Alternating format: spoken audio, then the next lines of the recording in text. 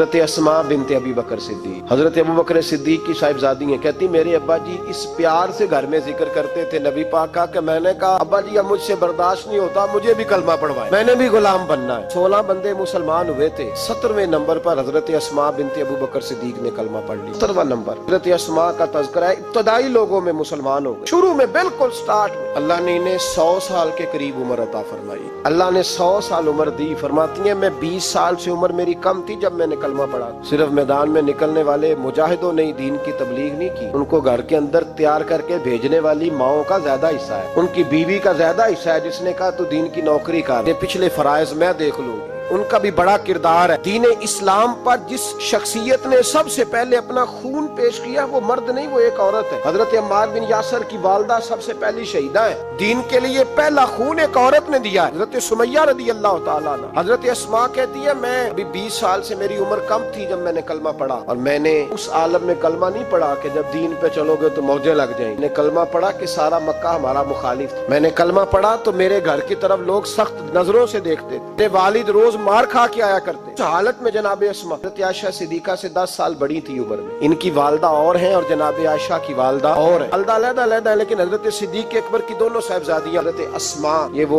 खूबसूरत और पाकबाज बीबी है कि जब मेरे महबूब पाक गारे सौर में हिजरत के लिए तशरीफ ले गए, हजरत सिद्दीक अकबर जब जाने लगे, हजरत अस्मा कहती है मेरी अम्मा को वालिद ने तलाक दे दी थी क्योंकि वो कलमा भी नहीं पढ़ती थी और ज्यादा कुछ शिद्दत रखती थी मुशरिकाना मामलात में। कुछ लोग तो कहते हैं हुजूर के ऐलान नबुव्वत से पहले ही जनाब सिद्दीक अकबर ने उन्हें अलहदा कर दिया। लेकिन हजरत अस्मा फरमाती हैं कि मेरे वालिद ना मुझसे जरा ज्यादा मोहब्बत करते थे, अगर मेरी वालदा मौजूद नहीं थी तो हजरत सिद्दीक अकबर ज्यादा प्यार करते। लेकिन हजरत अस्मा का ये भी कमाल देखें, बुखारी शरीफ में हदीस मौजूद है। हजरत अस्मा कहती है मेरी मुशरिका माँ मुझसे मिलने आई कई सालों के बाद, दरवाजे के बाहर आके अम्मा ने आवाज दी अस्मा तेरी माँ आई है। हजरत अस्मा तेजी से उठी, माँ मिली है ना कई सालों के बाद, जाके बगलगीर नहीं हुई बल्कि अम्मा दरवाजे पे थी तो जनाब अस्मा ने अंदर से कुंडी लगा और कहा जाओ हजरत आयशा सिद्दीका को मेरा पैगाम दो कि महबूब से पूछ के बताएं कि मुशरिका माँ आई है, अगर नबी पाक कहेंगे तो अम्मा से मिलूं, इसलिए कि मेरा सारा कुछ मेरे नबी से वाबस्ता है, मेरा सारा कुछ महबूब के कदमों से वाबस्ता है, हुजूर इजाजत देंगे, ये बुखारी मुस्लिम में मौजूद है, मिलूंगी।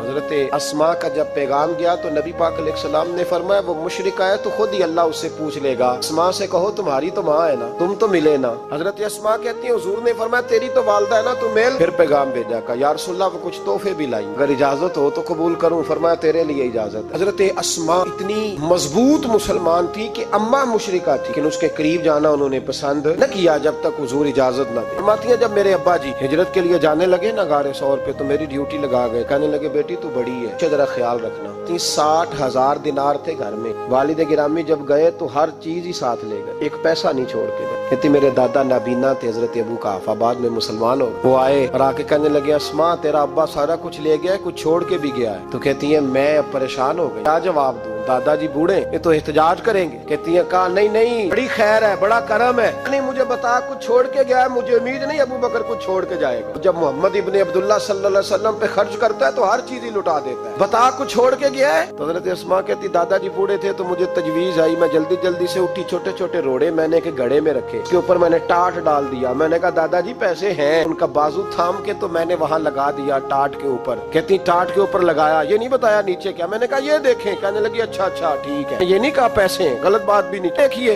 दादाजी को तसल्ली हो गई, वो मुतमिन हुए तो मेरी आंखों में आंसू आ गए, मैं रो पड़ी। मैंने कहा देखो रब करीम इस उम्र में मुझसे कैसी खिदमतें ले रहा। 5413 फुट ऊंची गार है गारे सौर। जब हम वहाँ जाते हैं तो तबाकार हाजी मशवरा देते हैं, कहते हैं सवेरे सवेरे जाना फजर की नमाज के वक्त, वरना दोपहर में जाना बड़ा मुश्किल होता है। 3-3 बोतलें बगल में पानी की, रस्ते में 4-5 जगह जो है वो बैठने की जगह बनी हुई है, हाँ ढाबे हैं, चाय के, बोतल के, पानी के बन गए। लेकिन जब हजरत सिद्दीक अकबर नबी पाक को लेके गए कोई रास्ता नहीं था, दुश्वार गुजार घाटी थी, कहने लगे महबूबा आपको तकलीफ होगी आप मेरे कंधों पे बैठ जाए। हजरत सिद्दीक अकबर हुजूर को ले गए, की ड्यूटी लगाई, फरमाया अस्मा मैं नहीं चाहता, परेशानी जितनी मर्जी है, इमरजेंसी जितनी मर्जी है, पर मेरी मोहब्बत गवारा नहीं करती कि हुजूर सिरके और खजूर पे गुजारा करें, बेटे ताज़ा खाना पका के पहुंचाना। 5413 फुट ऊंची गार और दिन को डर आए। हजरत अस्मा कहती है मैं रोज ताजी रोटी पकाती, کھانا تیار کرتی, جب دنیا سو جاتی تو میں پہنچا کے آتی. کون حضرت ابو بکر صدیق کی محبت کا اندازہ کرے گا, کون اس گہرائی تک جائے گا. حضرت اسماء کہتی ہے ایک دن کپڑا ہی کوئی نہیں تھا گھر میں. عورتیں نا سینہ بند باندھا کرتی تھی, عرب کے لوگ کھلے کپڑے پہنتے تھے تو کمر بند باندھتے, اسے نتاق کہتے تھے.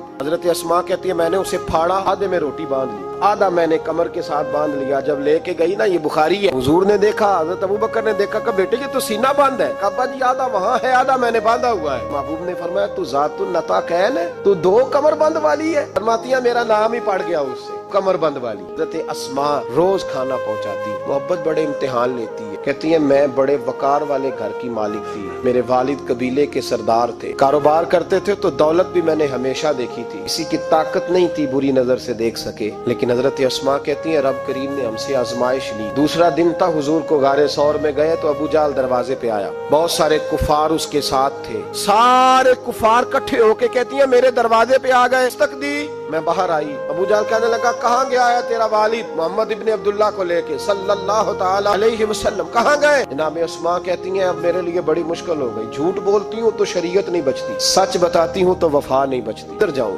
پیروں میں زنجیریں ہیں, غلط بات کیسے کروں؟ اس نے پھر پوچھا, بولتی کیوں نہیں, کہاں گئے؟ میں خاموش تھی. تیسری بار پھر پوچھا کہاں گئے ہیں وہ؟ جناب اسماء کہتی ہیں میں نے فیصلہ کر لیا, شریعت بھی بچانی ہے, وفا بھی بچانی, دونوں چیزیں بچیں گی. چلو کہاں ہے؟ جناب اسماء ڈٹ گئی, جناب صدیق اکبر کی صاحبزادی, اور کہتی ہیں ابو جہل نے جب کہا نا بتا کہاں ہے, فرماتی ہیں پتہ نہیں خدا نے مجھے کتنی قوت عطا فرمائی. بولی, بول کے کہا میں ابو بکر صدیق کی بیٹی ہوں, میں جھوٹ نہیں بول سکتی. کہنے لگی ابو جہل سن, مجھے پتا ہے وہ دونوں کہاں ہیں, میں تمہیں بتاؤں گی کوئی نہیں, مجھے پتا ہے, اور میں تمہیں پتا ہے مجھے وہ کہاں ہے, ضرورت ہے تو پوچھ کے دکھا. یہ چونک تھا مکے کا, اور میرا عزت والا گھرانہ تھا, پر ابو جہل نے بھرے بازار میں میرے منہ پہ تھپڑ مار دیا. کہتی ہیں میرے کان میں بالی تھی, نیچے پتھر تھا, میں اس کے اوپر گری تو میرا کان پھٹ گیا. لوگوں نے ابو جہل کو پکڑا لے گئے. فرماتی ہیں وہ آزمائش بھی میں نے دی, امتحان بھی دیا. میں اندر آئی اور میں نے پھر اپنے اس بہتے ہوئے خون کو اپنے کپڑے کے ساتھ صاف کیا, منہ کو لپیٹا, پھر میں کھانا پکانے لگی. کہتی ہیں اسی طرح کھانا پکایا, اسی طرح تیاری کی. غار ثور پہ جو پہنچی تو ابو بکر صدیق نے لپٹا ہوا منہ دیکھا. بیٹی کو تکلیف میں دیکھے اور پھر باپ رات سو جائے, یہ ہو نہیں نہ سکتا. اسماء چہرے کو کیا ہوا, کیا بات ہے؟